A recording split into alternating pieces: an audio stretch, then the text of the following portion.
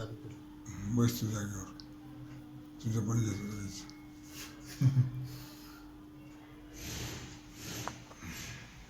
बस ना तू जागेवर.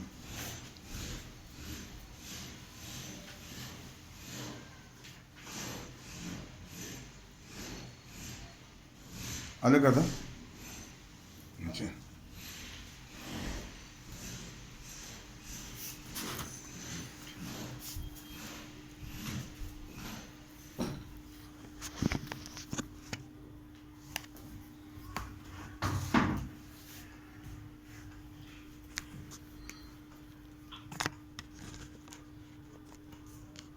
पांढरं थोडी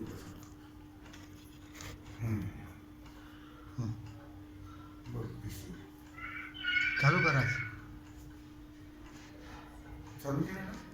चालू. कुठवारी सगळं ब्रह्मानंदं परमसुखदं केवलं ज्ञानमूर्तिं द्वन्द्वातीतं गगनसदृशं तत्त्वमस्यादिदम् एकं नित्यं निर्मलचरं सर्वधी साक्षिभूतं भावातीतं त्रिगुणरहितं सद्गुरुं तन्नमामि. गुरुर्ब्रह्मा गुरुर्विष्णु गुरुर्देवो महेश्वरः गुरुसाक्षात् परब्रह्म तस्मै श्रीगुरवे नमः. शङ्करं शङ्कराचार्यं केशवं बादरायणं शूद्रभाष्यकृतो वन्दे भगवन्तो पुनः पुनः.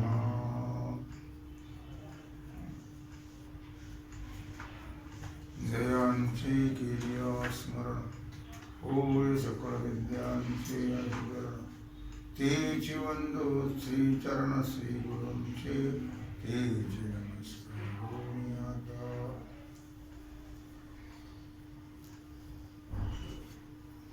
काल काय आपला विषय झाला बघ. काल आपण अनुबंध चतुष्टयाचा विचार केला. विचारसागर म्हणजे काय, विचारसागर कशाला म्हणतात आणि अनुबंध चतुष्टय पाहिलं. ज्याच्या मुख्य ज्ञानाने ग्रंथामध्ये प्रवेश होतो त्याला अनुबंध असं म्हणतात. तो अनुबंध 4 प्रकारचा आहे. अधिकारी, विषय, प्रयोजन आणि संबंध. अर्थात निषिद्ध मनुष्याच्या अंतःकरणामध्ये 3 दोष असतातच. मल, विक्षेप, आवरण. निषिद्ध कर्म करण्याच्या वासनेवरून अंतःकरणातला मलाचा म्हणजे पापाचा निश्चय होतो. चंचलतेवरून विक्षेपाचा आणि देहाधिकाच्या ठिकाणी मी माझी बुद्धी होणं या अज्ञानाचं आवरण याचा निश्चय होतो. तेव्हा निष्काम कर्म उपासना वेदविहित, वेदाने जी करा म्हणून सांगितलेले आहे असे विहित कर्म, निष्काम कर्म आणि उपासना या 2 साधनेनं मल विक्षेप दोषाची निवृत्ती होते आणि ज्ञानाने आवरण दोष जातो. ज्या पुरुषाने या जन्मात किंवा पूर्वजन्मामध्ये निष्काम कर्म उपासना करून 2 दोष घालवलेले आहेत, मल आणि विक्षेप, आणि फक्त आवरण दोष निवृत्ती करता जो किंवा स्वस्वरूपाचं म्हणजेच ब्रह्मस्वरूपाचं आवरण ज्याच्या चित्तात आहे आणि त्या आवरण निवृत्ती करता जो साधन चतुष्टय संपन्न आहे तोच आहे वेदांत शास्त्र विचाराचा अधिकारी. कुणाला जर कळलं नाही तर विचारत चला. आलं लक्षामध्ये. साधन चतुष्टय, आपण आता अनुबंध चतुष्टय पाहिलं आणि त्या अनुबंध चतुष्टयातील अधिकारी कोण, त्या अधिकाऱ्याचा आपण आता विचार करतो आहोत की ज्याने निष्काम कर्म उपासना कर्म करून ज्याने आपल्या चित्तातले 2 दोष घालवलेत या जन्मात किंवा पूर्वजन्मात निष्काम कर्म उपासना करून, आणि फक्त आवरण दोष निवृत्ती करता जो साधन चतुष्टय संपन्न आहे तोच या ग्रंथाचा अधिकारी आहे. आता साधन चतुष्टय, साधन चतुष्टय 4 साधनं आहेत ज्याच्या ठिकाणी अधिकारी, ही 4 साधनं ज्याच्या ठिकाणी आहेत त्यालाच अधिकारी म्हणावं किंवा तोच अधिकारी आहे आणि तोच वेदांत शास्त्राचा अभ्यास करू शकतो. मग ते 4 साधनं कोणती आहेत? त्यातलं पहिलं साधन आहे विवेक. विवेक म्हणजे विचार. विचार तर आपल्या संसारातही असतो, नित्य असतो तो, तर त्या विचाराला महत्व नाहीये संसारातल्या विचाराला. संसारातला विचार हा मोक्ष देणारा नाहीये. संसारातला विचार अधोगतीला नेतो आणि परमार्थाचा जो विचार आहे किंवा अध्यात्माचा जो विचार आहे किंवा आत्मा अनात्मा जो विचार आहे तो मात्र मोक्ष देणारा आहे. मग विवेक या शब्दाचा अर्थच असा आहे किंवा संतांच्या संगतीने, संतांच्या हे कुठे कळते, कुठेही कळत नाही, बाजारात मिळत नाहीये. हे कोणाच्या दुसऱ्या आणखी कोणी मोठमोठे लोक आहेत मंत्री संत्री यांच्या सानिध्यात मिळत नाही. संतांच्याच सानिध्यामध्ये हे सर्व प्राप्त होतो आणि हा विचारही प्राप्त होतो. मग संतांच्या संगतीने आत्मा अविनाशी आहे हे त्यांनाच कळलेलं आहे, बाकीच्याला कुठं कळलंय काय? संतांच्या सानिध्यामध्ये आत्मा अविनाशी आहे, त्याचप्रमाणे क्रियारहित आहे आणि तत्व्यतिरिक्त आत्मा सोडून बाकी सर्व नाशिवंत चंचल आहे असा ज्याचा निश्चय आहे त्या निश्चयाला विवेक म्हणतात. 4 साधने: विवेक, वैराग्य, समाधी, संपत्ती, मुमुक्षुत्व. यातलं हे पहिलं साधन आहे विवेक. विवेकाला फार महत्व आहे. मूळ पाया आहे विवेक आणि विवेकावर बाकीचे आधारित आहे. विवेक असेल तर वैराग्याला महत्व, विवेक असेल तर समाधी संपत्तीला महत्व, विवेक असेल तर मुमुक्षुत्वाला महत्व. विवेक मुख्य आहे आणि विवेकावरती सर्व आधारित आहेत. म्हणजेच विवेक वैराग्याधिक ही उत्तम साधनास मूळ आहेत. आणि विवेक नसेल तर बाकीची जी साधनं आहेत, वैराग्य, समाधी, षटक, मुमुक्षता, याला महत्व नाही. ती साधने होऊ शकत नाही श्रेष्ठ, किंवा त्या साधनाला महत्व प्राप्त होऊ शकत नाही. विवेकानेच या साधनाला महत्व प्राप्त. नंबर 2 ला आहे वैराग्य. कळलं? विवेक म्हणजे आत्मा अनात्मा विवेक. थोडक्यात सांगितलं मी. आणि विस्तारपूर्वक म्हणजे आत्मा अविनाशी आहे. न जायते न म्रियते वा कदाचित. पुन्हा तो क्रियारहित आहे. पुन्हा तो आत्मा सोडून बाकी सर्व नाशिवंत आहे, चंचल आहे. असा ज्याचा निश्चय आहे त्या निश्चयालाच विवेक म्हणतात. नंबर 2 वैराग्य. या चारीलाही परमार्थात फार मोठं महत्व आहे. ब्रह्मलोकापर्यंत म्हणजे या लोकापासून ब्रह्मलोकापर्यंत जेवढे अनुकूल मानलेले भोग, अनुकूल म्हणजे आपल्याला जे हवं वाटतात किंवा आपल्याला जे आपल्या प्रकृतीला जे योग्य आहेत, पोषक आहेत, त्याला अनुकूल म्हणतात. डायबिटीस वाल्याला साखर चालत नाही, त्याला ती प्रतिकूल आहे.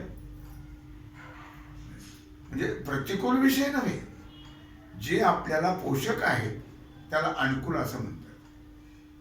आणि अशा अनुकूल मानलेल्या भोगाबद्दल होणारी त्यागाची इच्छा, त्या त्यागाच्या इच्छेला म्हणतात वैराग्य. नुसती इच्छा नाही, त्याग. इच्छेनं काम भागत नाही. आपण नुसती इच्छा केली, पेढा पेढा पेढा, भागलं काम नाही. जावं लागेल, पैसे द्यावे लागतील, आणावं लागेल, खावं लागेल, मग काम भागेल. कारण नुसती इच्छा केली तर होईल नाही होणार. मग त्या इच्छेच्या त्यागाला वैराग्य म्हणतात. इच्छेचा त्याग केला पाहिजे. लक्षामध्ये समाधिषटक संपत्ती, त्या समाधिषटकचं लक्षण. समाधिषटक हे 6 साधन आहेत. शम, दम, श्रद्धा, उपरम, समाधान आणि तितिक्षा. या 6 समाधी षटक म्हणतात. या 6ला समाधी षटक म्हणजे 6. आता शम म्हणजे काय, तर परमार्थाला प्रतिबंधक अशा स्वाभाविक विषय वासनांचा अंतःकरणामध्ये निग्रह करणे, याला म्हणतात शम. कळलं का? परमार्थाला प्रतिबंधक अशा ज्या स्वाभाविक विषय वासना आहेत. मग विषय एक नाही, 5 विषय आहेत. या ज्या पंचविषयाच्या वासना आहेत, त्या वासनेचा अंतःकरणामध्ये निग्रह करणे, कंट्रोल करणे, त्याच्यावर, याला म्हणतात शम. किंवा थोडक्यात मनाचा निग्रह करणे, याला शम म्हणतात. दम नंबर 2. चक्षुराधिक बाह्य इंद्रियाला परमार्थाला प्रतिबंधक अशा विषयापासून आवरणं, याला म्हणतात दम. काय म्हणतात? दम. चक्षुराधिक म्हणजे पंच ज्ञानेंद्रिय. चक्षु, श्रोत्र, घ्राण, त्वग, रसना, हे 5 ज्ञानेंद्रिय. इथं चक्षु अगोदर घेतलं म्हणून म्हटलं. चक्षुरादी असं म्हटलंय. आधी म्हणजे 5 ज्ञानेंद्रिय. या इंद्रिया यांची धाव कुठे असते? बाहेर. आत नाही बघत आहे. डोळे आतलं काहीच बघत नाही, बाहेरचं बघतात. कान बाहेरचं ऐकतात का आतलं ऐकतात? नाही, बाहेरच. बाह्य इंद्रिय हे ते सगळे नेहमी बाह्य विषयाकडे धाव घेणारे. मग या बाह्य इंद्रियांना परमार्थाला प्रतिबंधक अशा विषयापासून, कळलं का? डोळ्याने काय पाहायचं? काही पाहायचं नाही, पिक्चर, मालिका. डोळे तुम्ही घ्या रे सुख, पहा विठोबाचे मुख.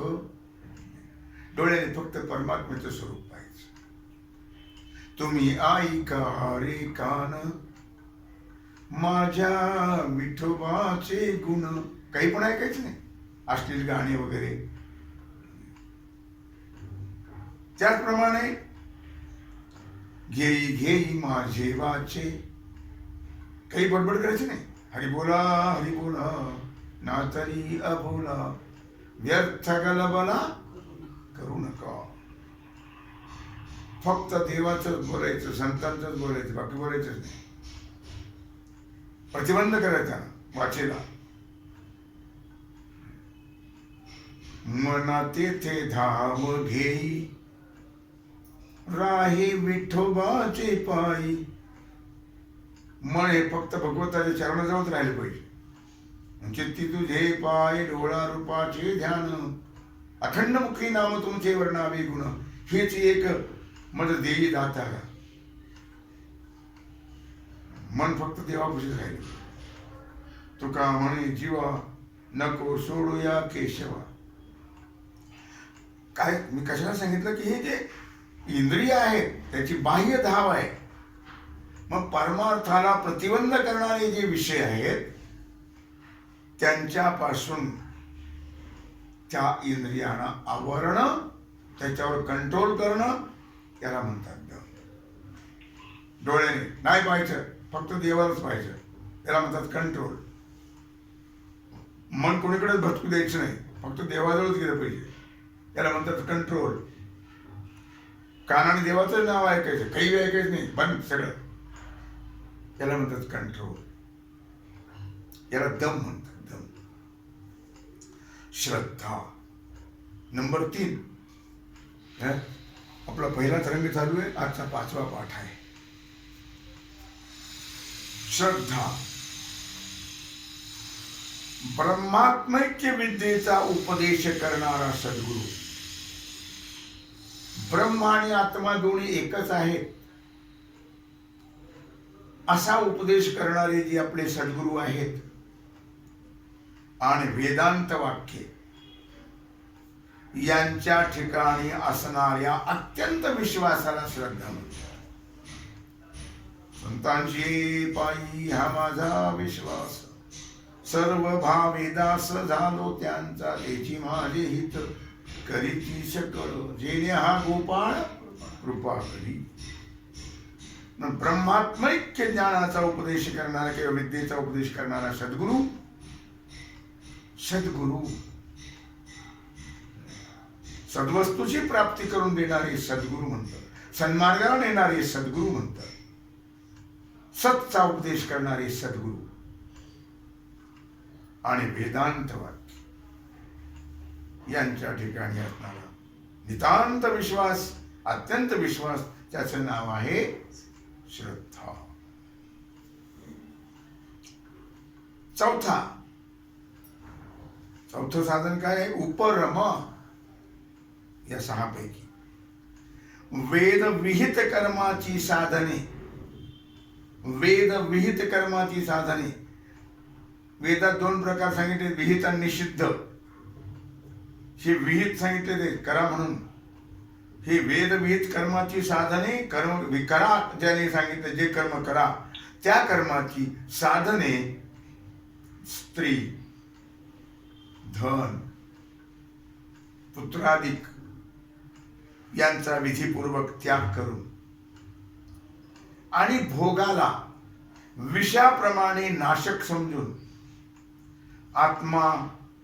आत्मज्ञानाच्या तीव्र इच्छेनं जे ग्रहादिकांचा त्याग, त्याला म्हणतात उपरम किंवा उपरती. तुम्ही अध्यात्म ज्ञानाकरता घर सोडून चाला की नाही, उपरम, त्याला उपरम. सर्व सोडून आलं की नाही, त्याग करून, याला काय म्हणतात उपरम, उपरती. कोणी कोणी याचा थोडक्यात अर्थ संन्यास असंही करतात. संन्यास ज्ञानोबराय फार सुंदर लिहितात त्याच्यावरती. ते वर्तत दिसती देही, परी देहिना माझ्या ठाई, आणि मी तयाच्या हृदयी समग्र असे, आणि मी माझी ऐशी आठवण, विसरले जयाचे अंतःकरण, पार्था तो संन्यासी जाण निरंतर. संन्यासाच्या व्याख्या आहे. त्याला संन्यास म्हणतात. पाचवं साधन आहे समाधान. मनाची एकाग्रता झाली, आता जी स्थिती प्राप्त होते त्याला समाधान असतो. म्हणजे एकाग्र झाल्यानंतर काय होतं बघा, लक्षात घ्या. लवकर होत नाही एकाग्रते, पण नेहमी एकाग्र करण्याचा प्रयत्न करावा. मनात येथे धाव घेई राही विठोबाची पाय, तिथे एकाग्र होईल. आणि एकाग्र झाल्यावर ती स्थिती प्राप्त होते. मग योग अभ्यास एवढ्या करताच आहे, चित्त एकाग्र होण्यापुरताच. बाकी तर योगाचा अभ्यास पुष्कळ आहे, पण योग चित्तवृत्ती निरोधक. चित्तवृत्तीचा निरोध झाला म्हणजे जी स्थिती प्राप्त होती ते नाव आहे समाधान. तितिक्षा, तहान आहे, भूक आहे, थंडी आहे, ऊन आहे, वारा आहे, रोग आहे, पिष्टाचादिक यांच्यापासून उत्पन्न होणार दुःख ते कष्टा वाचून सहन करणे याला म्हणतात तितिक्षा. कष्टा वाचून सहन करणे. लक्षामध्ये समाधी षटकातील प्रत्येक साधनाच्या स्वरूपात किंचित फरक आहे. म्हणून या 6चं समाधी षटक असं एकच साधन मानतात. असं जर मानलं तर मग तर 9 होतील. विवेक, वैराग्य, समाधी 6 आणि मुमुक्षुत्व अशी किती होतील मग? 9 होतील. परंतु समाधी षटक हे एक साधन मानलं म्हणजे 4च होतात. आणि त्या 4च साधने मानण्याचा श्रेष्ठांचा संप्रदाय आहे. आता आपण काय पाहिलं? विवेक पाहिला, वैराग्य पाहिलं, समाधी षट संपत्ती पाहिली. आता 4था आहे मुमुक्षुता. ब्रह्मप्राप्ती आणि संसार रूपी बंधाची निवृत्ती. बंध आहे हा संसार मोठा. आपुली आपण करा सोडवन, आपुली आपण करा सोडवन, संसार बंधन तोडावेगी, आपुली आपण करा सोडवन. ब्रह्मप्राप्ती आणि संसार रूपी बंधाची निवृत्ती याला मोक्ष असं म्हणतात. कळलं? आणि या मोक्षाच्या, यालाच मोक्ष, त्या मोक्षाच्या तीव्र इच्छेला मुमुक्षुता म्हणतात. तुम्हाला काल सांगितलं, काही मी उद्धार पावेल, काही कृपा केले नारायण, ऐशे तुम्ही सांगा संतजन, करा समाधान चित्त माझे, खैये खंडीला कंडैल कर्म. अशी जी तळमळ आहे चित्ताची त्याला मुमुक्षु असं. विवेक, वैराग्य, समाधी षटक आणि मुमुक्षुता यातील प्रत्येक साधनाला दुसऱ्या साधनाची अपेक्षा आहे. विवेकाला वैराग्याची अपेक्षा आहे, विवेक वैराग्याला समाधी षट संपत्तीची अपेक्षा आहे, या तिन्हीलाही मुमुक्षुतेची अपेक्षा आहे. जरी प्रत्येकाचा स्वरूप वेगळं वेगळं आहे. विवेक वेगळा, वैराग्य वेगळं, समाधी षट संपत्ती वेगळी, मुमुक्षुता वेगळी, प्रत्येकाचं स्वरूप वेगळं आहे. म्हणून त्याला नाव दिले साधन चतुष्टय. लक्षामध्ये काय पाहिलं आपण आता? हे सगळा विचार कशाचा केला? अधिकारी. अनुबंध चतुष्टयातला पहिला आपण पाहिला अधिकारी. हे सर्व वर्णन कोणाचं आहे? अधिकाऱ्याचं वर्णन आहे. नंबर 2 ला काय आहे अनुबंधामध्ये? विषय. बरोबर. आता त्या विषयाचं वर्णन, जीवब्रह्माचं ऐक्य प्रमाणाने व युक्तीने प्रतिपादन करणे हा या ग्रंथाचा विषय आहे. लक्षामध्ये जीव ब्रह्माचं ऐक्य प्रमाणाने आणि युक्तीने प्रतिपादन करणे हा या ग्रंथाचा विषय आहे. जीव ब्रह्माचा भेद प्रतिपादन करणं वेदाच्या विरुद्ध आहे. भेद तर आम्ही मानतोच की हो, आपण देवच आहोत, पण आपल्याकडे देव आहे असं वाटतं. आपणची देव आहाती काय परी देव म्हणाव्या भीती. आपणच देव आहोत, पण देव म्हणतो का? आपण नाही म्हणत. भेदच प्रतिपादन करतो आपण. भेद कळतो आपल्याला, पण अभेद कळत नाही. म्हणून जीव ब्रह्माचा भेद प्रतिपादन, जीव ब्रह्मैव नापरा श्लोकार्थेन प्रवक्ष्यामि यदुक्तम ग्रंथकोटिभिः ब्रह्म सत्य जगन मिथ्या जीव ब्रह्मैव नापरा. सर्व वेदांताचा सिद्धांत आहे जीव ब्रह्माचं ऐक्य. म्हणून जीव ब्रह्माचा भेद प्रतिपादन करणं हे वेदाच्या विरुद्ध आहे. आणि जीव ब्रह्माचा भेद निश्चय मुमुक्षुला हितकारक नाही आहे. लक्षामध्ये जीव ब्रह्माचा भेद निश्चय मनुष्याच्या ठिकाणी तर स्वाभाविक आहे. देव वेगळा मी वेगळा आहे तर स्वाभाविक आहे माणसा.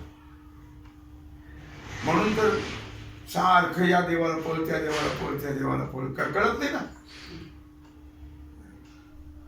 मीच देव आहे हे आपल्याला कळत नसल्यामुळे आपण सारखे धावत असतो. भेद निश्चय तर मनुष्याच्या ठिकाणी स्वाभाविक आहे. परंतु त्या भेद निश्चयापासून मोक्षाचा अनुभव कोणालाही येत नाही, आलेला नाही, येणार नाही. मरणोत्तर मोक्षाची कल्पना मुमुक्षुला अपेक्षित नाही. मुक्त झाले हो, ते आता मध्ये झाले गेले, मुक्त झाले, मेल्यावर मुक्त होत असतो काय, हे मुमुक्षुला अपेक्षित नाही आहे. म्हणून तत्प्रतिपादक ग्रंथ म्हणजेच मरणोत्तर मोक्ष मानणारे ग्रंथ निष्फल आहे, त्याला महत्व नाही आहे. या ग्रंथात मुमुक्षुला याच जन्मात याच देही हेच डोळा भोगू मुक्तीचा सोहळा. याच जन्मात मोक्षाची प्राप्ती करून देणाऱ्या जीव ब्रह्माऐक्याची सिद्धी केलेली आहे, जीव ब्रह्माऐक्य ज्ञानाची. आणि म्हणून जीव ब्रह्माऐक्य हा या ग्रंथाचा विषय आहे. आपण दोन गोष्टीचा विचार केला, एक अधिकारी आणि एक विषय. काय आता राहिल्यापैकी प्रयोजन राहिलं आहे आणि संबंध, याचा विचार आपण हरिणी सेवा भगवत चरणी समर्पित करून राहिला सेवेचा भाग आपण उद्या पाहू. कोणाला शंका येत असेल तर मध्ये विचारायला काही हरकत नाही, न कळलं तर विचारत चला. तेव्हा पुंडलिक वरदे श्री ज्ञानदेव पंढरीनाथ भगवान की जय. श्री सद्गुरु ज्ञानेश्वर महाराज की जय. श्री जगद्गुरु तुकाराम महाराज की जय. श्री जोग महाराज की जय. श्री सद्गुरु साखरे महाराज की जय.